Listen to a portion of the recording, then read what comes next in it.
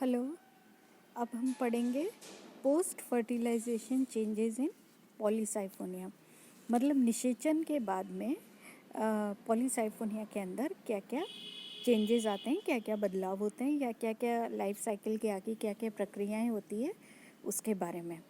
तो जो placental cell होती है, गोनिमोब्लास्ट फिलामेंट होते हैं जो हमने कल पढ़ा है, एंड कार्पोगोनिया जो होते हैं, ये सारे के सारे स्ट्रक्चर्स क्या होते हैं, वेजिटेटिव फिलामेंट से, बहुत सारे वेजिटेटिव फिलामेंट से कवर्ड होते हैं, ढके हुए होते हैं, और ये सब मिलके एक कलश नुमा अर्न शेप्ड स्ट्रक्चर, मतलब एक कलश के आकार का एक संरचना का निर्माण करते हैं, जिसको कि सिस्टोकार्प कहते हैं।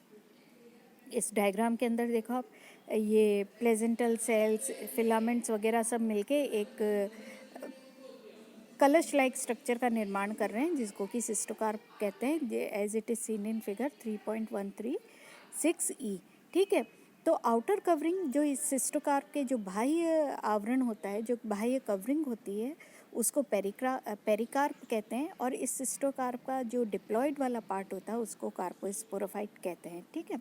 देन कुछ sales of the basal and sterile filaments along with some cells of carpogonial filament। फिर इसके बाद में क्या होता है कि जो बेसल और स्टेराइल जो फिलामेंट्स होते हैं, वो फिलामेंट्स की कुछ कोशिकाएं प्लस कार्पोगोनियल फिलामेंट्स जो होते हैं उनकी कोशिकाएं धीरे धीरे क्या होता है, वो डीजेनरेट होना शुरू हो जाती हैं। दे ग्रेजुअली डीजेनरेट, धीरे धीरे डीजेनरेट होना या नष्ट होना शुरू हो जाती है। फिर कार्पोगोनियम जो होता है, ये entire carpogonium it develops into a single carpospore. Carpogonium फिर सिंगल कार्पोस्पोर का निर्माण करता है, और after liberating from carpogonium they come out through ostiole. और ये जो कार्पोस्पोर्स जो होते हैं वो सिस्टोकार्प के बाहर, सिस्टोकार्प के ऊपर एक छोटी सी ओपनिंग होती है जिसको कि ऊस्टियोल बोलते हैं, उसके थ्रू ये कार्पोस्पोर्स कार्पोगोनियम के बाहर आते हैं। ठीक है ना। बाहर आकर के क्या होएगा, ये कार्पोस्पोर्स जो होंगे वो जर्मिनेट होते हैं। तो जैसे ही ये कार्पोस्पोर्स किसी भी सॉलिड सरफेस के, कोई ठोस सतह के कांटेक्ट में आते हैं, ये कार्पोस्पोर्स उस पर चिपक जाते हैं, और चिपकने के बाद में इनके अंदर पहला माइटोटिक डिवीजन होता है, जिसके फलस्वरूप दो कोशिकाएं बनती हैं। एक ऊपर की तरफ जो कोशिकाएं होती है वो बड़ी होती है एंड छोटी स्मॉल लोअर सेल बनती है, नीचे की तरफ छोटी कोशिका कटती है। फिर इसके बाद में ये दोनों कोशिकाएं फिर से इनके अंदर माइटोटिक डिवीजन होता है, और इस तरह से एक 4 सेल्ड स्ट्रक्चर का निर्माण हो जाता है। लोअर मोस्ट सेल्स जो होती हैं इन 4 कोशिकाओं में से, जो सबसे नीचे वाली सेल होती है, कोशिका होती है, वो राइजोइड का निर्माण करती है। ऊपर वाली जो सबसे ऊपर वाली कोशिका होती है वो एपिकल सेल का निर्माण करती है, अपेक्स वाली कोशिका का निर्माण करती है, एंड बीच वाली जो कोशिकाएं होती हैं, जो 2 बीच वाली कोशिकाएं होती हैं, वो फिर इसके पॉलीसाइफोनिया के थैलस के बाकी वाले पोर्शन का निर्माण करती है। तो इस प्रकार से पॉलीसाइफोनिया की प्लांट बॉडी बनती है, and this plant body it is diploid. ये वाली प्लांट बॉडी, क्योंकि माइटोटिक डिवीजन हो रहा है तो इसलिए ये प्लांट बॉडी क्या होगी, डिप्लॉयड होएगी, और इसको बोलते हैं टेट्रास्पोरोफाइटिक प्लांट। ये जो प्लांट बनता है इसको टेट्रास्पोरोफाइटिक प्लांट बोलते हैं। ये टेट्रास्पोरोफाइटिक प्लांट फिर आगे इसके अंदर टेट्रास्पोर्स, ये स्पोर्स का निर्माण करता है, वो स्पोर्स कहलाते हैं टेट्रास्पोर्स।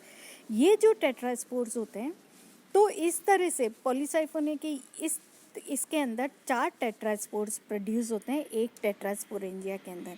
ये टेट्रास्पोर्स जो होते हैं, ये टेट्रास्पोर्स चारों के चारों डिप्लॉयड होते हैं, और इसलिए इनके द्वारा जो प्लांट फॉर्मेशन होता है वो टेट्रास्पोरोफाइटिक प्लांट होता है, और ये प्लांट भी डिप्लॉयड होएगा। टेट्रास्पोरोफाइटिक प्लांट जो होता है वो डिप्लॉयड होता है, इसलिए इनसे जो 4 टेट्रास्पोर्स बनते हैं वो भी डिप्लॉयड होते हैं।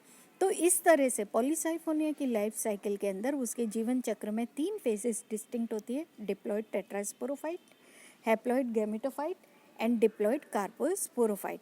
जो 4 टेट्रास्पोर्स बनते हैं टेट्रास्पोरेंजिया के अंदर ऑन डिप्लॉयड टेट्रास्पोरोफाइटिक प्लांट के द्वारा, उन 4 में से 2 टेट्रास्पोर्स तो बनाते हैं, they develop haploid gametophytic male plant, male gametophyte का निर्माण करते हैं, 2 हैप्लॉइड फीमेल गैमेटोफाइट का निर्माण करते हैं, उनमें से 2 तो मेल का बनाएंगे एंड 2 फीमेल गैमेटोफाइट प्लांट का निर्माण करेंगे। मेल गैमेटोफाइटिक प्लांट के ऊपर मेल गैमीट्स बनते हैं एंड फीमेल गैमेटोफाइटिक प्लांट के ऊपर फीमेल गैमीट्स बनते हैं इनसाइड द कार्पोगोनिया। ठीक है, तो इस तरह से zygote develops inside carpogonium after gametic fusion and with gradual development of gonimoblast filament, carposporangia, carpospores develop होते हैं, एक कंपोजिट स्ट्रक्चर बनता है cystocarp, this is called cystocarpic stage कहलाती है। डिप्लॉयड कार्पोस्पोर्स जर्मिनेट करके टेट्रास्पोरोफाइटिक प्लांट बनाते हैं, टेट्रास्पोरोफाइटिक प्लांट से फिर टेट्रास्पोरेंजिया बनता है उसके अंदर, उस टेट्रास्पोरेंजिया के अंदर मियोटिक डिवीजन से टेट्रास्पोर्स बनते हैं, 4 टेट्रास्पोर्स बनते हैं। ये चारों टेट्रास्पोर्स में से 2 मेल गैमेटोफाइटिक प्लांट का निर्माण करते हैं और 2 फीमेल गैमेटोफाइटिक प्लांट का निर्माण करते हैं जो कि हैप्लॉइड इन नेचर होते हैं। ठीक है, तो this is all about life cycle of Polysiphonia.